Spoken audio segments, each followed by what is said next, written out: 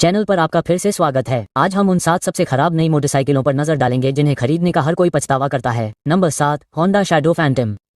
Honda shadow Phantom एक ऐसी bike है जो दिखने में खराब है, लेकिन इसे चलाने पर ऐसा लगता है जैसे ये किसी मिनी वैन के पीछे ट्रैफिक में फंसी हो। इसकी ब्लैकआउट स्टाइलिंग, नीची सीट और इतना एटीट्यूड है कि आपको लगेगा कि आपको अपने $8,000 में कुछ अच्छा मिल रहा है। लेकिन जब आप वास्तव में इस पर बैठते हैं तो हकीकत डीएमवी लाइन से भी तेजी से सामने आती है। 7,405 घन centimetre V twin engine decaf coffee जितना रोमांचक है। शहर में घूमने के लिए ठीक है, लेकिन फ्रीवे पर मर्ज करने की कोशिश करें और अचानक आप सचमुच कुछ भी बेहतर चुनने की इच्छा करेंगे। ये बाइक सिर्फ धीमी ही नहीं है, यह इतनी धीमी है कि आपको ये जांचने पर मजबूर होना पड़ता है कि पार्किंग ब्रेक लगा है या नहीं। सवारी आरामदायक है, पहियों के साथ पार्क बेंच पर बैठने की कल्पना करें। रियर सस्पेंशन इतना सख्त है कि आपको हर उस गड्ढे की याद दिलाता है जिसे आपके शहर का बजट ठीक करना भूल गया। और कम सीट हाइट सुनने में अच्छी लग सकती है, लेकिन इसकी कीमत कॉर्नरिंग क्लियरेंस में कमी है। आप मजा लेने से पहले ही खूंटे खुरचने लगेंगे।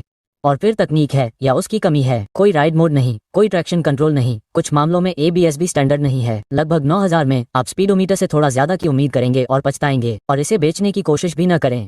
पहली राइड के बाद रीसेलर वैल्यू आपके उत्साह से ज्यादा तेजी से गिरती है। कुल मिलाकर शैडो फैंटम में सिर्फ स्टाइल है, कोई दम नहीं। आप दिखने के लिए ज्यादा पैसे देते हैं, लेकिन राइड आपको कमजोर महसूस कराती है। Number 6, Harley Davidson Nightster. Harley Davidson Nightster एक ऐसी बाइक है जो हार्ले की जान को एक आधुनिक, कमजोर पैकेज में पेश करती है और किसी तरह हर दिशा में आगे बढ़ती है। $13,000 से शुरू होने वाली यह एक अच्छी डील लगती है जब तक आपको एहसास नहीं हो जाता कि आपको क्या नहीं मिल रहा है। सबसे पहले 975 घन सेंटीमीटर का रेवोल्यूशन मैक्स इंजन कागजों पर अच्छा लग सकता है, लेकिन सड़क पर यह एक ऐसा राइडिंग अनुभव देता है जो ताकत से ज्यादा अच्छा नहीं है। इसमें वो थंब, ग्रंट और सच कहूं तो वह कैरेक्टर नहीं है जिसकी हाले के खरीदार उम्मीद करते हैं। एक कच्चे अमेरिकी क्रूजर के बजाय आपको 2 पहियों पर एक भ्रमित पहचान संकट मिलता है। फिर बनावट है, ये प्रीमियम से ज्यादा प्लास्टिक जैसा लगता है। कालातीत मेटल मशीनों के लिए जाने जाने वाले ब्रांड के लिए नाइटस्टर ऐसा लगता है जैसे हार्ले ने लागत में कटौती करने की कोशिश की और उम्मीद की कि कोई ध्यान नहीं देगा। सस्पेंशन, यह इतना सख्त है कि आपके दांतों से फीलिंग हिल सकती है। और अजीब एर्गोनॉमिक्स को न भूलें, ऐसा लगता है जैसे हार्ले क्रूजर कंफर्ट और कैफे रेसर एग्रेशन के बीच फैसला नहीं कर पा रहा था, इसलिए उन्होंने अंतर को बांट लिया और इसे दिन का काम मान लिया। और सबसे बड़ी बात, टैक्स, डीलर फीस और इसे थोड़ा आरामदायक बनाने के लिए कुछ जरूरी अपग्रेड के बाद आप $16,000 को घूर रहे थे और सोच रहे थे कि आपने असली जान वाली एक पुरानी मोटी बॉब क्यों नहीं खरीदी।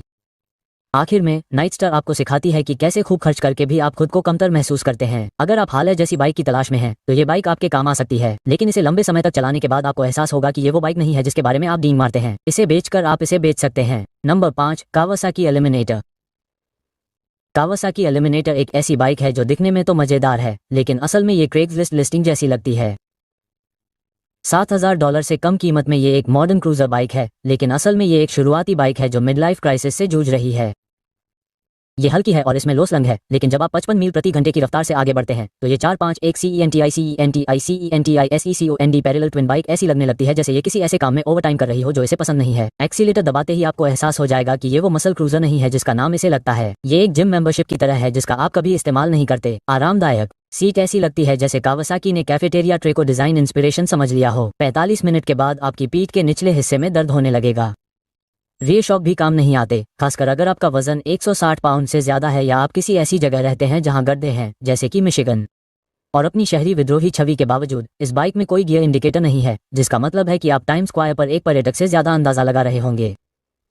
फ्यूल इकोनॉमी खराब नहीं है, लेकिन जब टैंक में सिर्फ 37 ग्राम ही भरता है तो आप ज्यादा बार पेट्रोल पंप पर जाएंगे, खासकर कम्यूटर के लिए बनी बाइक के लिए। और बात करते हैं रीसेलर की। इस कीमत पर इतने सारे बेहतर ऑप्शन होने के बावजूद एलिमिनेटर इस्तेमाल किए गए मार्केट में किसी भूले बिसरे टिंडर मैच से ज्यादा समय तक पड़ा रहता है। संक्षेप में, कावासाकी एलिमिनेटर कूल दिखने की कोशिश करती है, लेकिन अंत में एक हिट गाने का आधा अधूरा वर्षन बजाने वाले कवर बैंड की तरह हो जाती है। अगर आप इसे खरीदने के बारे में सोच रहे हैं तो पहले इस विचार को छोड़ दें। Number 4, BMW R18। BMW R18 एक बड़ी खूबसूरत क्रूजर है जो लोगों का ध्यान खींचती है, लेकिन एक बार जब आप इसे खरीदने के लिए तैयार हो जाते हैं तो इसकी शुरुआती कीमत लगभग $16,000 होती है और कुछ एड ऑन के साथ यह $20,000 के पार पहुंच जाती है। ये बहुत से खरीदारों के लिए गराज की सजावट बनकर रह जाती है। कागजों पर R18 रेट्रो आकर्षण और जर्मन इंजीनियरिंग की झलक देती है। वास्तव में यह एक भद्दी, अति महत्वाकांक्षी मशीन है जो हार्ले को टक्कर देने की कोशिश करती है, लेकिन अंत में अपने ही जूते के फीते पर कदम रख देती है। इसका इंजन वाकई बहुत बड़ा है, 1800 घन सेंटीमीटर पर। बॉक्सर ट्विन बहुत अधिक टॉर्क देता है, लेकिन शहर में चलने के लिए ये बहुत ज्यादा और ट्रैफिक में बिल्कुल भी अड़ियल नहीं लगता। और वजन की बात करें तो इस जानवर का वजन लगभग 800 पाउंड है। पार्किंग लॉट में इसे घुमाने या वेंडिंग मशीन से कुश्ती लड़ने जैसा न लगे, इसके लिए आपको शुभकामनाएं। मेंटेनेंस भी सस्ता नहीं है। ऑयल चेंज, वाल्व एडजस्टमेंट और पार्ट्स BMW के प्रीमियम होते हैं। अगर आप इसे गिरा देते हैं, जैसा कि कई पहली बार R18 खरीदने वाले मानते हैं, तो आपको मरम्मत का बिल देखना पड़ेगा जो आपको हाई स्कूल के बाद से अपने जीवन के हर फैसले पर सवाल उठाने पर मजबूर कर देगा और रीसेलर वैल्यू पर ध्यान नहीं देगा। ये बाइक एक दिन पुराने गुकामोल से भी तेजी से मूल्यह्रास करती है। अंत में BMW R18 में दमदार होने के बजाय स्टाइल को तरजीह दी गई है। शोरूम में ये शानदार दिखती है, लेकिन जल्द ही यह किसी खराब टिंडर डेट जैसी मोटरसाइकिल बन जाती है। महंगी, असुविधाजनक और इससे छुटकारा पाना बहुत मुश्किल है। Number 3, Triumph rocket 3। Triumph rocket 3 एक ऐसी मोटरसाइकिल है जो लोगों का ध्यान खींचती है और जेब खाली कर देती है। इसकी शुरुआती कीमत लगभग $24,000 है। ये कहने का सबसे महंगा तरीका है, मुझे देखो, मैंने बहुत महंगी मोटरसाइकिल खरीद ली। उद्धरण चिन्ह। हाँ, इसमें 2500 घन सेंटीमीटर का इंजन है, जो किसी भी प्रोडक्शन बाइक से बड़ा है, लेकिन ये जन्मदिन की मोमबत्तियां जलाने के लिए आग फेंकने वाली मशीन खरीदने जैसा है। ये जरूरत से ज्यादा है और मजेदार नहीं है। चलिए व्यावहारिकता की बात करते हैं। इस बाइक का वजन लगभग 700 पाउंड है, जिसका मतलब है कि इसे चलाने पर हर बार मोड़ पर फ्रिज को दबाने जैसा महसूस होता है। ट्रैफिक में से निकलने या लेदर जैकेट से पसीना बहाए बिना इसे पार्किंग स्पॉट में ले जाने में आपको कामयाबी मिले। और जहां ये पावरफुल है, वहीं ये आरामदायक भी है। इसका रियर सस्पेंशन देखने में अच्छा लग सकता है, लेकिन अमेरिकी हाईवे पर जहां गड्ढे इतने बड़े हैं कि फोर्ड फिएस्टा उसमें समा सकती है, आपकी रीढ़ की हड्डी में दर्द होने लगेगा। फ्यूल इकोनॉमी हंसने लायक है, लगभग 30 mpg। अगर आप आराम से चलाते हैं, जो कि ईमानदारी से कहें तो इस बाइक पर कोई नहीं करता है, इसलिए आप सड़क पर चलने से ज्यादा पेट्रोल पंप पर समय और पैसा खर्च करते हैं। मेंटेनेंस और इंश्योरेंस भी सस्ते नहीं हैं। ट्रायम्फ के पार्ट्स आपके नजदीकी हार्डवेयर स्टोर पर नहीं मिलते और अगर आप इसे गिरा देते हैं, जो कि अक्सर इतनी भारी बाइक के साथ होता है, तो आपको इतना बिल चुकाना पड़ेगा कि आपका क्रेडिट कार्ड भी फट जाएगा। अंत में ट्रायम्फ रॉकेट 3 एक हैवीवेट के शरीर में फंसा हुआ एक शोपीस है। यह एक मांसपेशियों वाले व्यक्ति को याद दिलाता है कि बड़ा हमेशा बेहतर नहीं होता है, खासकर जब यह मासिक भुगतान और स्पीड डायल पर कायरोप्रैक्टर के साथ हो। Number 2, Harley Davidson Road glide.